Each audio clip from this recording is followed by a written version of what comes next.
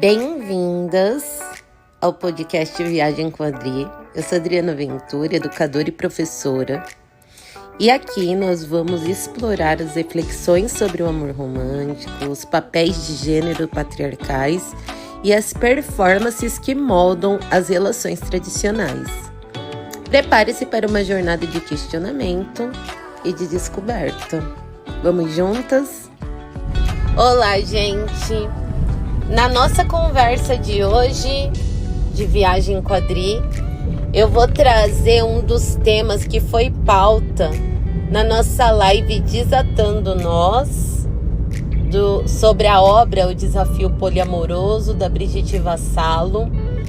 A gente teve muitas conversas interessantes a respeito das armadilhas monogâmicas, do pensamento e da sociedade monogâmica, a maneira como ela se constrói e como tudo isso é muito problemático, né? Principalmente para a mulher.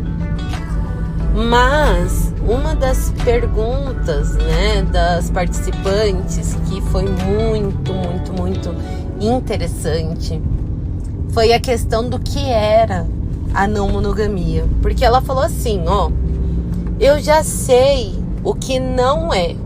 Eu sei que relacionamento aberto não é. Eu sei que muitas lógicas de poligamia, onde existe o controle, não é. Mas o que seria? E essa pergunta é fundamental para a gente entender de que maneira a não monogamia política ela se organiza como contradição a um sistema de controle de violência, principalmente de controle e violência da mulher, principalmente da mulher, né? Não que isso não aconteça em outras instâncias, mas, gente, é importante a gente entender que não existe um modelo. A não monogamia é negar um modelo e não construir um outro para colocar no lugar. E por que a gente questiona o modelo? Justamente porque a gente precisa pensar na complexidade que é ser humano, nas individualidades, nas experiências, nas construções que cada um traz. Agora você imagina como é complexo pensar em todas essas diferenças, pensar em tanta diversidade e tentar enquadrar todo mundo nas mesmas expectativas. E eu tenho que lembrá-las que a monogamia, ela é fundada em cima dos papéis patriarcais de gênero, que são esses papéis sociais que definem o que cada um dos pares devem fazer. E é justamente o que os pares devem fazer que faz com que a monogamia funcione. Se não tiver os papéis sociais, a engrenagem monogâmica não rola. Então, o que é a não monogamia? É justamente você negar todas as ferramentas de opressão, de controle, de posse que são trazidas pela lógica monogâmica, que é colonial, imperialista, que é excludente, preconceituosa. Eu acredito, gente, que todo movimento que a gente faz de negar essas premissas, de negar essas ferramentas que agem, né, na manutenção das desigualdades, da exclusão, do preconceito, dentro da dinâmica monogâmica, toda vez que a gente repensa sobre posturas ou expectativas a respeito do comportamento do outro que a gente naturalizou, mas que na verdade são bem adoecedoras e doentias, né? Toda vez que a gente pensa sobre elas, já é um movimento de repensar o modelo. Gente, a sociedade é monogâmica. A gente traz muito na sociedade monogâmica um pouco, ou muito, para falar a verdade, das expectativas. A gente foi criado para naturalizar todas essas expectativas do que é família nuclear, né? A gente foi naturalizado para acreditar nessa questão do amor romântico, de casar, de ter filhinhos, de morar numa casa linda, de viver o felizes para sempre. E tudo isso tem um roteiro muito bem delimitado, né? Começa lá com a paixão à primeira vista. Quanto mais rápido agora é melhor, porque a gente tem um monte de meme do tipo: eu namorei em 3 dias, eu casei em 45 dias e eu tive filhos em 3 meses.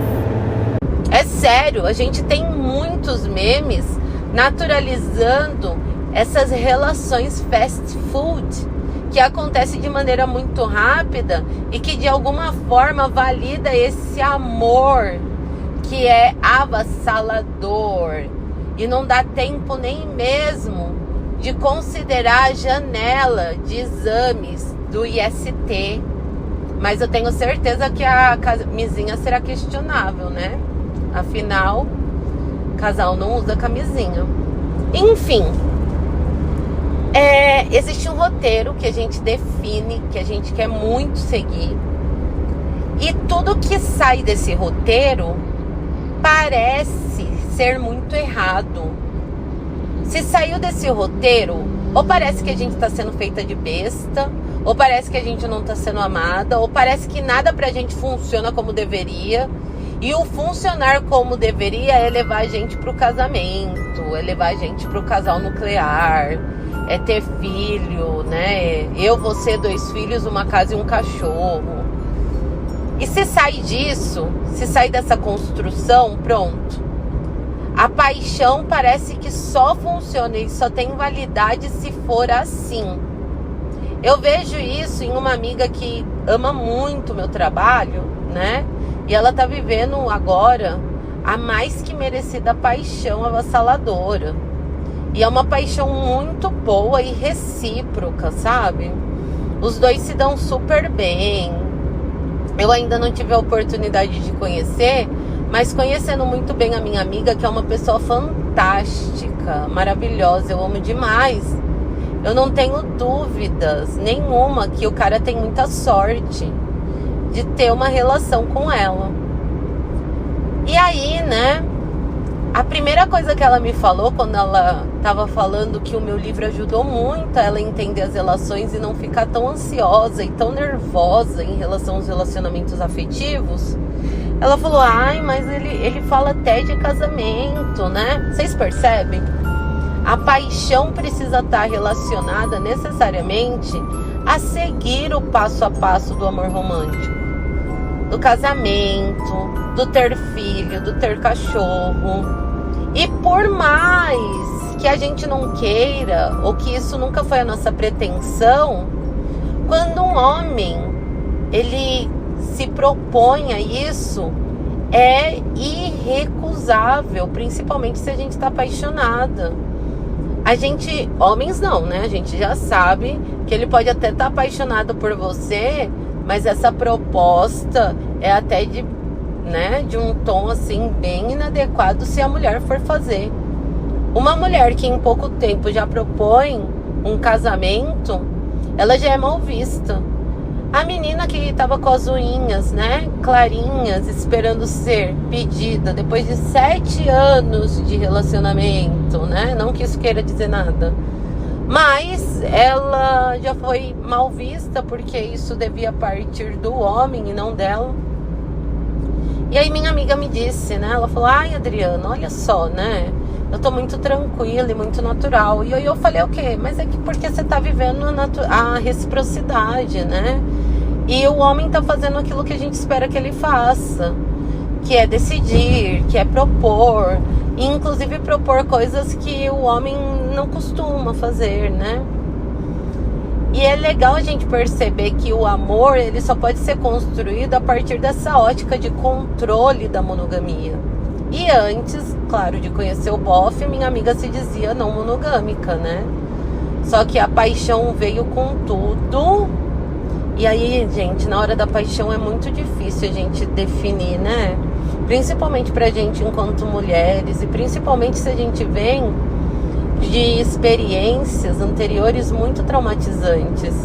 Se houver a oportunidade de viver o modelo exatamente como ele é, a gente vai. E vai sem pensar duas vezes. Mas enfim, quando existe a reciprocidade é muito mais tranquilo.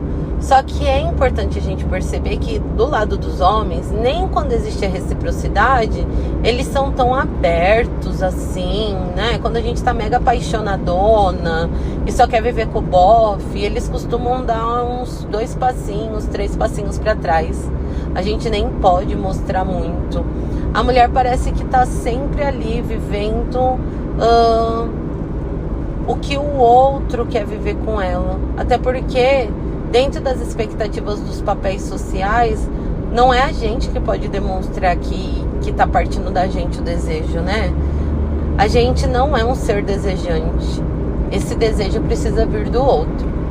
Então, gente, tudo isso são as trilhas e os roteiros que essas relações seguem. Então, você vai conhecer alguém, você vai encontrar nela algum tipo de afinidade, você vai começar a construir algumas lógicas que são muito diferentes e que justifiquem que aquela relação é única de todas as outras.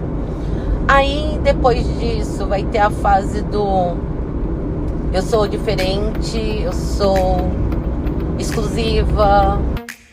Mulheres, vocês já ouviram falar da Síndrome da Escolhida? Essa é a minha tese de como as mulheres acabam em uma situação de vulnerabilidade, numa busca quase que doentia para que sejam assumidas como únicas e exclusivas em relações monogâmicas, enquanto os homens se sentem socialmente privilegiados por assumir essas relações. Bom, se você quer saber um pouquinho mais sobre essa tese, acompanhe as minhas reflexões no Instagram e no Facebook, @AdrianaVenturaOficial.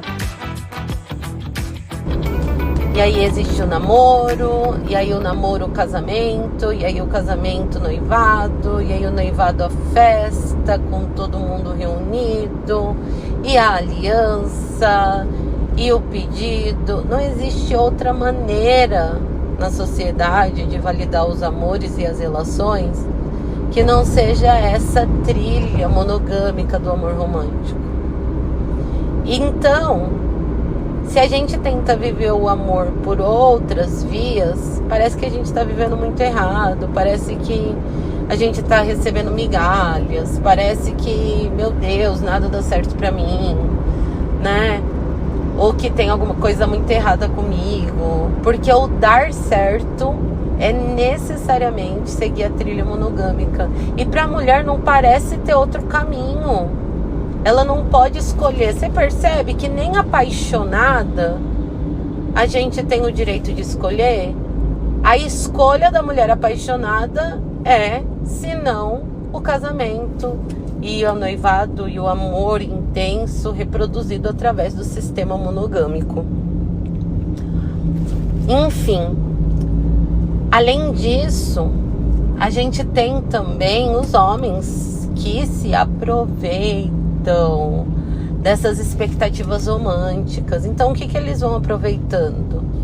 Como eles são os maiores privilegiados dentro da dinâmica monogâmica, eles sabem que pode ali ficar plantando na cabeça das mulheres que acreditam que podem, né, viver de uma maneira diferente dentro dessa estrutura, que vai ser diferente para elas de alguma maneira, seja agora e seja depois, e seja para sempre. Então, eles vão ali plantando desejo, né? Eles não são honestos em falar, olha, eu sou monogâmico, né? E você não é a pessoa que eu quero controlar ou assumir socialmente.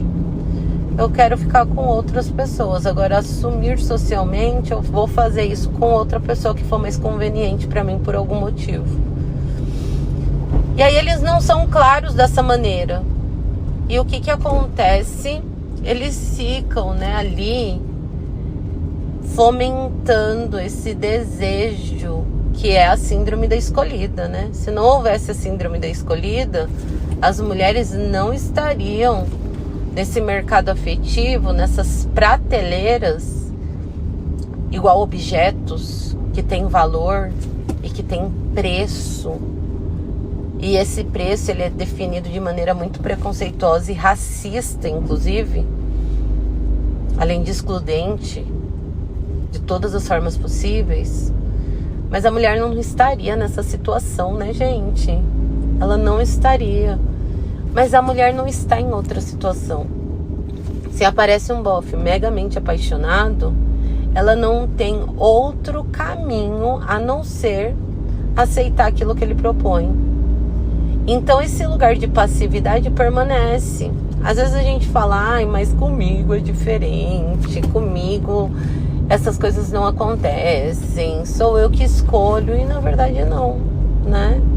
Na verdade a gente responde à reciprocidade de um homem que viu, né, alguma conveniência ou viu de uma maneira mais vantajosa de estabelecer essas relações com a gente. E como ele vê? Porque é conveniente e vantajosa? Porque a maneira de escolher está sempre atrelado a esse mercado afetivo, seja comportamental, seja estético, físico, seja financeiro, né? Ou seja conveniente, não importa. A verdade é que essa ideia de pirâmide, né, que coloca uma pessoa como par único, exclusivo dentro dessa dinâmica, faz com que a gente não consiga sair disso. A escolha nunca parte da gente. Nunca é a gente que tem a escolha de falar, não, eu vou viver plenamente. São sempre eles. E quando eles aparecem pra falar é você, a gente ainda dá graças a Deus. A gente acha demais. A mulher sempre vai querer casar, gente. Isso é muito assustador, porque a gente sabe que o casamento, de maneira geral, coloca a mulher em várias esferas, numa situação muito preocupante, né? E por que é preocupante? Porque o casamento só funciona dentro desse roteiro, desse script, dessas expectativas sociais. Eu não tô falando só do cara enfiar a mão na sua cara, né? Eu tô falando também de você participar de todo esse mercado afetivo em que você tem um papel de passividade diante da escolha dos homens. E quando a gente sai dos roteiros, quando a gente sai das performances, quando a gente tenta desmontar a lógica monogâmica, a gente desmonta justamente esse lugar de passividade. Por isso que parece tão ruim e desvaloroso, né? Desvaloroso, essa palavra deveria existir, eu inventei, gente. Mas enfim, parece tão sem valor pra gente, porque na verdade a gente espera ali no fundo que o script seja seguido dentro daquilo que a sociedade impôs que a relação deve seguir. E foram felizes para sempre, né, gente? E é isso. Esse foi mais um episódio de Viagem com a Adri. E se você gostou e quer se aprofundar um pouco mais no assunto, vai gostar muito do meu livro As Relações Monogâmicas Só Existem na Cabeça da Mulher Apaixonada, disponível nas plataformas como Amazon e Hotmart. Me siga também nas redes sociais, @AdrianaVenturaOficial. E vamos juntas transformar o modo como enxergamos o amor e as relações. Até o próximo episódio.